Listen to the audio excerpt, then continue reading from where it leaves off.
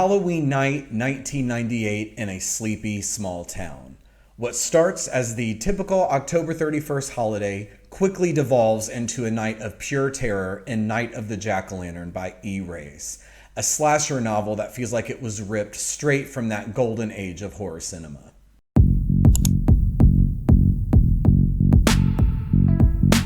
I was intrigued from the moment this book came on my radar. As a child of the 80s, raised in the 90s, I have a particular affinity for a good slasher, most notably my favorite franchises of Halloween and Scream. Not only does Night of the Jack-O-Lantern deliver on all those components of a good, straightforward slasher, but it's set in 1998, which was like the golden age of my childhood and the source of peak nostalgia for me.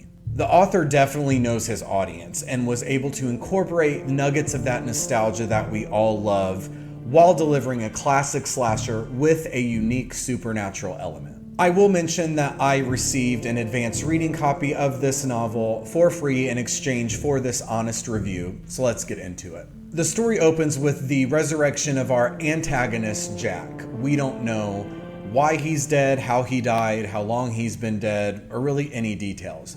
We just know that he has been resurrected and has the taste for blood as payback for some sort of wrongdoing that has been done to him. He literally steps out of the grave and starts his hunt. We then flip to our main protagonist, Julie, who is a high school senior who is simply looking forward to spending Halloween night with her friends at what promises to be an epic house party.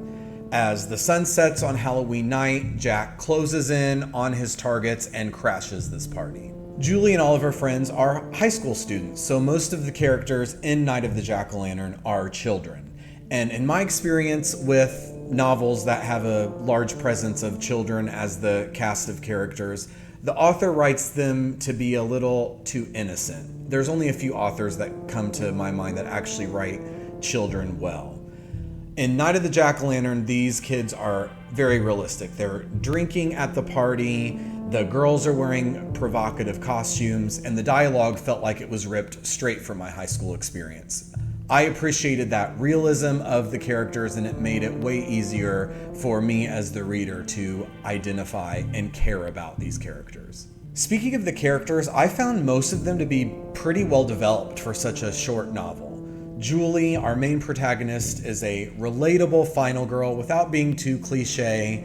She is preoccupied with her mundane, childish high school concerns before being thrown into the mayhem, and I found that, again, to be very realistic for a character of her age. Our resurrected murderer, Jack, with his zombie silence and his pumpkin mask, make him visually iconic and menacing. And once you eventually learn the motivation for his murders, you might even find yourself rooting for him. I know that I was.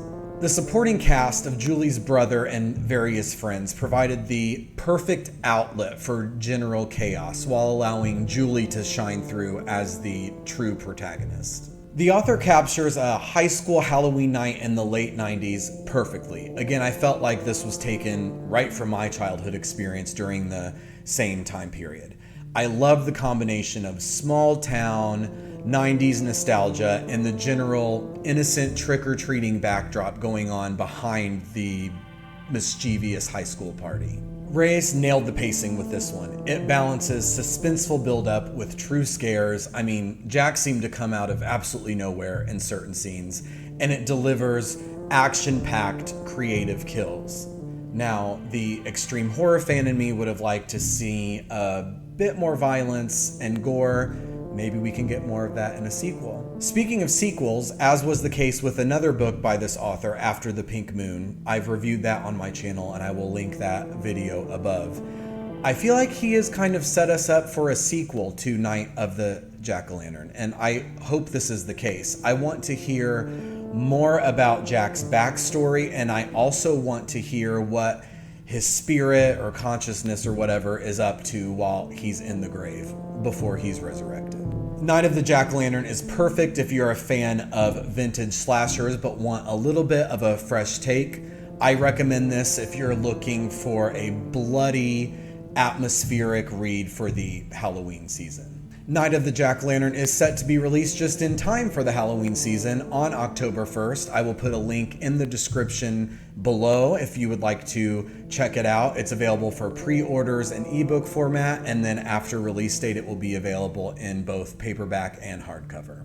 Let me know in the comments if you'll be adding this to your Halloween TBR, which I highly recommend you do so. Let me know what you think of it, and do you think he set us up for a sequel? As always, thank you for watching. Please like and subscribe if you would like to see more, and until next time, have a good one.